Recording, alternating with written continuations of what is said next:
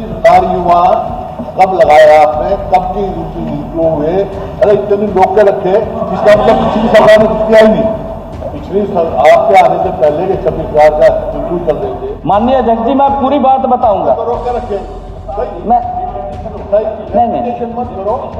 आप हमारे दादा हैं महाराज जी, आप बैठिए, आप दादा हैं हमारे।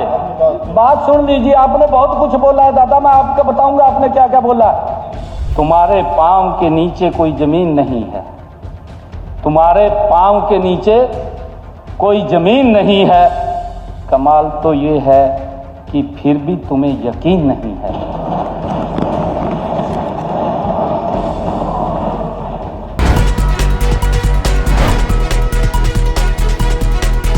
राज्यपाल महोदय के अभिभाषण पर चर्चा हुई, सभी ने उसमें भाग लिया और बहुत कुछ कहा भी गया।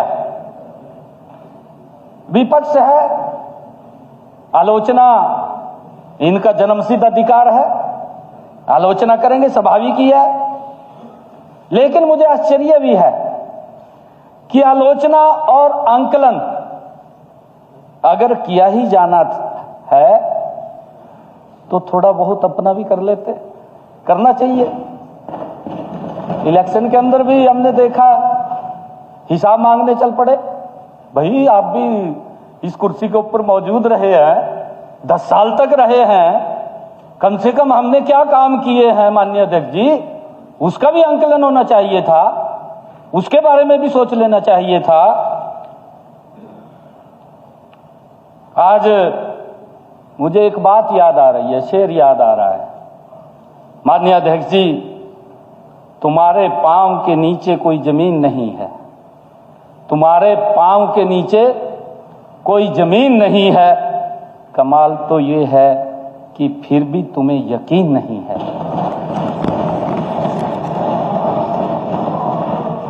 विपक्ष के द्वारा बार बार यह कहा गया कि सरकार ने कुछ नहीं किया, इस प्रकार की बातें कही गई।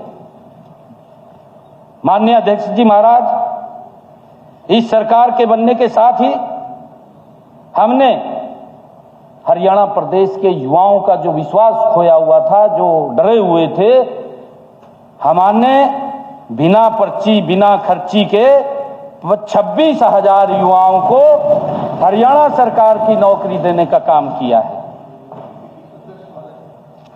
26,000 युवा कब लगाया आपने, कब की क्यों हुए? अरे इतने दिन रोक के रखे, इसका मतलब पिछली सरकार ने कुछ किया ही नहीं। पिछली आपके आने से पहले के 26,000 का इंक्लूड कर देंगे। माननीय अध्यक्ष जी, मैं पूरी बात बताऊंगा। तो रोक के रखे मैं नहीं, मत करो। आप हमारे दादा हैं महाराज जी, आप बैठिए, आप दादा हैं हमारे। बात सुन लीजिए, आपने बहुत कुछ बोला है दादा, मैं आपको बताऊंगा आपने क्या क्या बोला है।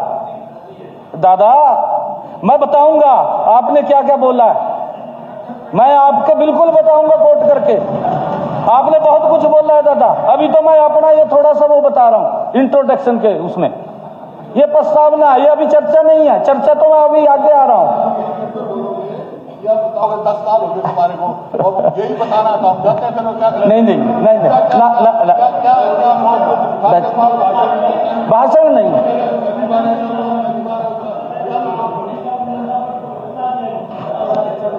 माननीय अध्यक्ष जी महाराज, एक उठा साहब, नहीं चलिए, अभी बोलना, अभी तो इंट्रोडक्शन कर रहा हूँ जी मैं। कोई बात, अभी तो महाराज जी, अभी तो इंट्रोडक्शन कर रहा हूँ। बैठिए दादा, बैठिए ना, अभी तो इंट्रोडक्शन है जी। महिपाल जी मैंने बताना तो पड़ेगा जी, क्या करें जी। बैठिए महिपाल जी, सीट पे भेजो। बैठ जाओ नहीं, अरे बैठ जाओ।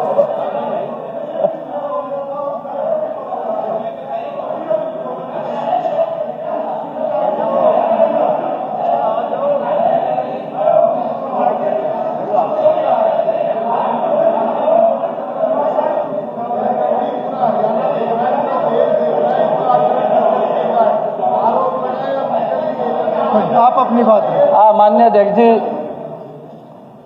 माननीय अध्यक्ष जी, क्योंकि मैं पिछले 4 दिन से आपने हर माननीय सदस्य को समय दिया,